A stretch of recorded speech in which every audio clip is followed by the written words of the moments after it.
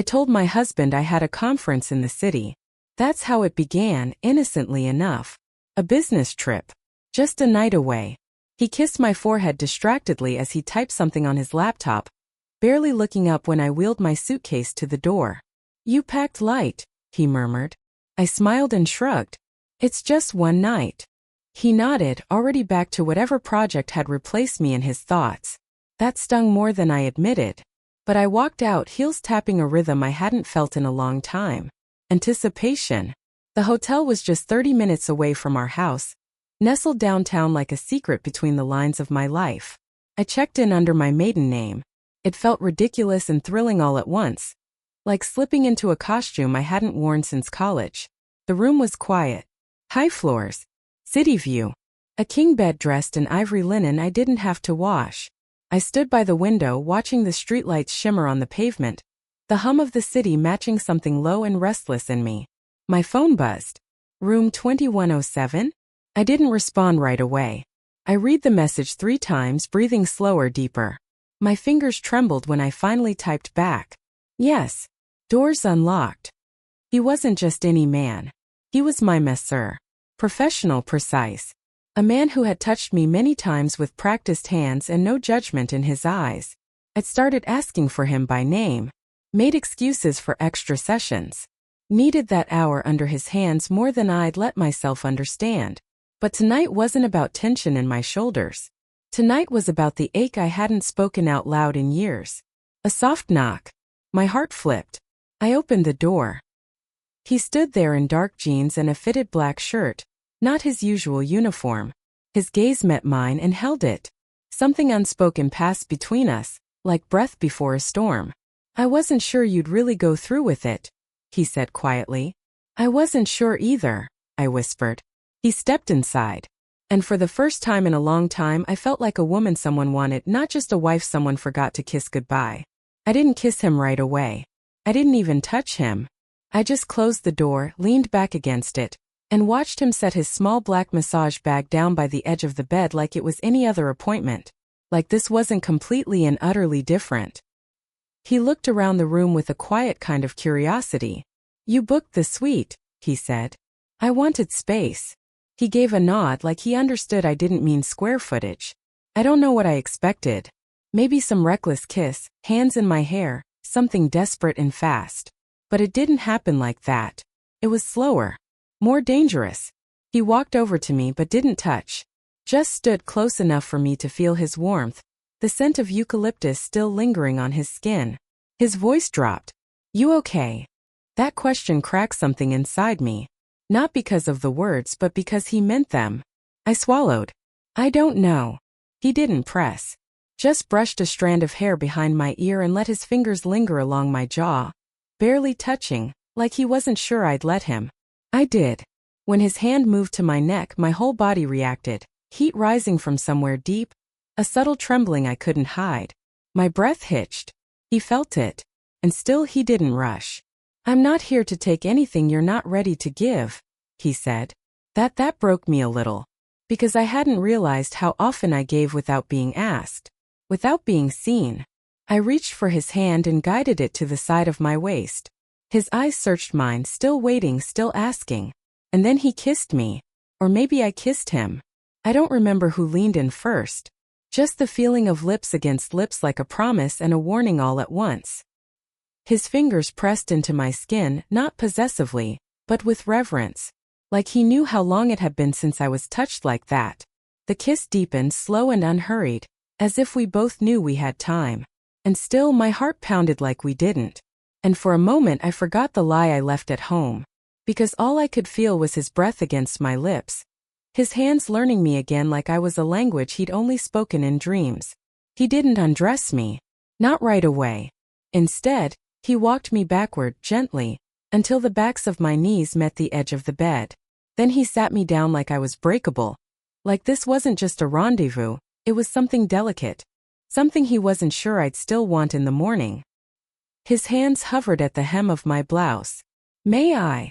I nodded. He undid the buttons slowly, one by one, like he was unwrapping something fragile.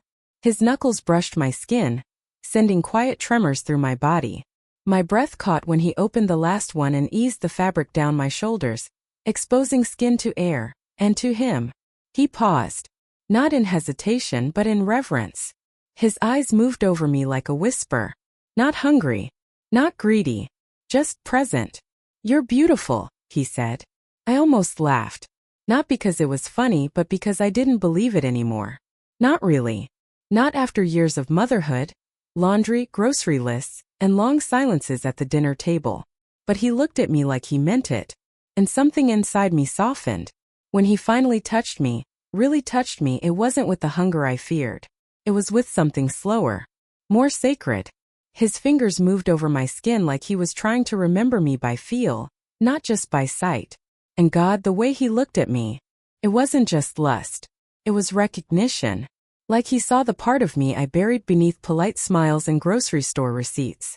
The part that still wanted, still ached, still dreamed of being someone else for a night.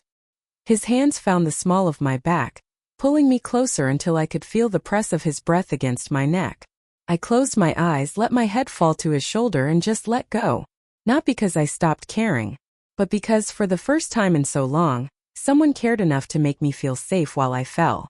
And in that dim hotel room, with the city lights painting shadows on our skin, I let my body remember what my heart had tried to forget, what it felt like to be desired. Completely. Quietly. Without apology. We moved like there was a rhythm written beneath our skin, soft, slow, inevitable. He didn't rush me. He read every breath, every hesitation. When I tensed, he paused. When I leaned in, he followed. It wasn't just touch. It was something deeper. Something that curled beneath my ribs and bloomed behind my eyes like heat and rain and longing all at once. I don't know how long we stayed like that, half undressed, tangled in something wordless. But every second felt heavier than the last, thick with tension and release, like the silence between lightning and thunder. His lips traced a path from my collarbone to my shoulder, and I felt every inch of it. Not just on my skin but inside where I hadn't felt anything in far too long. My body remembered. But my mind still whispered his name, my husband's name. And with it came a flicker of guilt that burned like static behind my eyes. I should have stopped. Should have pulled away. Should have remembered that this was wrong. But I didn't. Because he held me like I was still worth something. Like I wasn't fading. Like I was still a woman, not just someone's wife. Someone's mother. Someone's shadow. And then there was a sound. A knock. Not on our door but somewhere close. A sharp, unmistakable rap that broke the moment like glass. He froze. I pulled away, breathless, heart slamming against my ribs. "Did you hear that?" He nodded. Could be another room. But the dread had already settled. I moved to the window, pulled the curtain just enough to glance down at the valet area below. Just as a tall figure stepped out of a car I knew too well. A charcoal coat. Rolled up sleeves. That crooked walk. My husband. Here. This hotel. At the exact same time. I backed away from the glass, mouth suddenly dry. "What is it?" the messer asked. I looked at him, my chest heaving. "He's here," I whispered. His brow furrowed. "Who?" "My husband." And in that moment, half-dressed, heart racing, with the scent of another man still clinging to my skin, I realized just how thin the line is between escape and exposure. And I had just stepped off the edge. I paced the room like a caged animal, heart pounding against my ribs in a rhythm that didn't belong to desire anymore, but to panic. He was here. Not in some distant, abstract way but in the same hotel. Same night. Maybe just a few floors below. Maybe walking toward this very room. What do I do?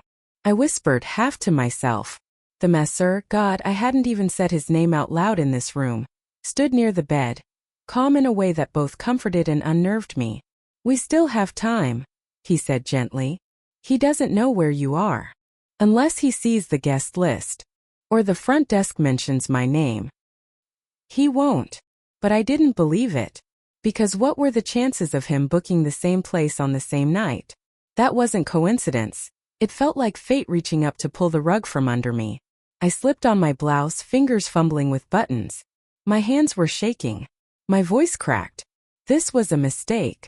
He stepped closer but didn't touch me. Was it? I looked up, and something inside me broke open. Not because of guilt. but because I didn't know the answer.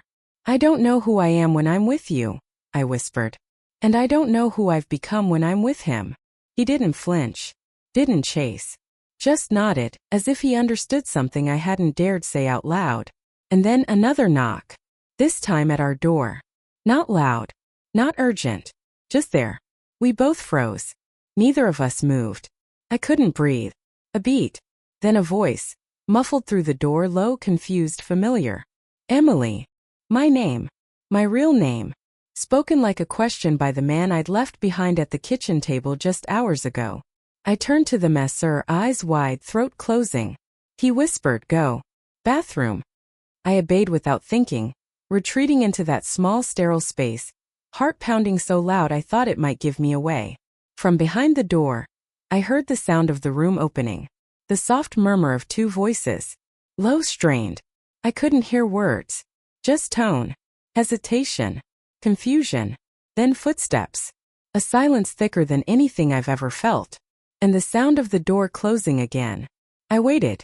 Waited in the dark, clutching the edge of the sink like it was the only thing anchoring me to the world.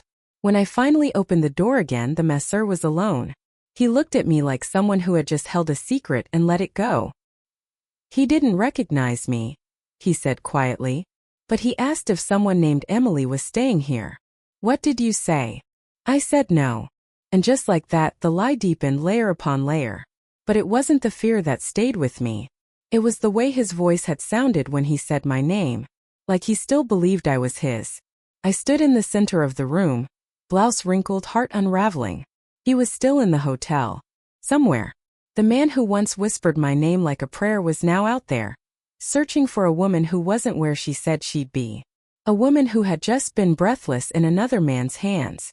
The masseur walked toward me slowly. We can end this, he said. Right now. You can leave. Go downstairs. Find him. But I didn't move. I looked at him, really looked. And what I saw wasn't lust or danger, or even the thrill that had brought me here. What I saw was something quieter. Something that held space for who I was, and who I no longer wanted to be. I don't know if I can fix this, I said. Maybe you don't have to fix it tonight. His hand brushed mine just for a second. It didn't feel like seduction. Felt like a question. I let out a shaky breath and moved to the edge of the bed. Sat down. The sheets were still warm, still rumpled. Still held traces of a version of myself that only existed in that room. He sat beside me, but not too close. You came here looking for something, he said. Did you find it? I didn't know how to answer. 'Cause yes, I had found something. Not just heat. Not just touch. But something deeper. A reminder. That I still had a pulse. That I could still be wanted. That I wasn't invisible. But I also found the truth. That there is no such thing as a clean escape. I turned to him. I should go. He nodded. I know. We didn't kiss again. We didn't say goodbye. We just sat in the quiet for one more minute. Then I picked up my coat, slipped it over my shoulders and walked to the door. My hand hovered on the handle. He really came looking for me? I asked. He did. I let that sit for a moment. Then I opened the door and stepped back into the hallway, unsure whether I was going to save my marriage or watch it fall apart under the weight of a lie that had almost turned into something else. I took the elevator down alone. Each floor felt like a decision I hadn't made yet. When the doors opened into the lobby, I didn't see him at first. Just strangers passing through the quiet hush of hotel lights and polished marble floors. My coat felt too warm. My breath too shallow.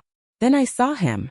Sitting in one of the lounge chairs by the fireplace, elbows on knees, phone in hand, but not looking at it. Just staring into the distance like someone trying to make sense of something they didn't want to believe. I hesitated. He looked up. And our eyes met. Not in shock. Not even in anger. But in recognition. Like we were both realizing at the exact same moment that nothing between us had been untouched. That the space we'd let grow for years had finally reached its tipping point. He stood. Slowly. Not charging. Not demanding.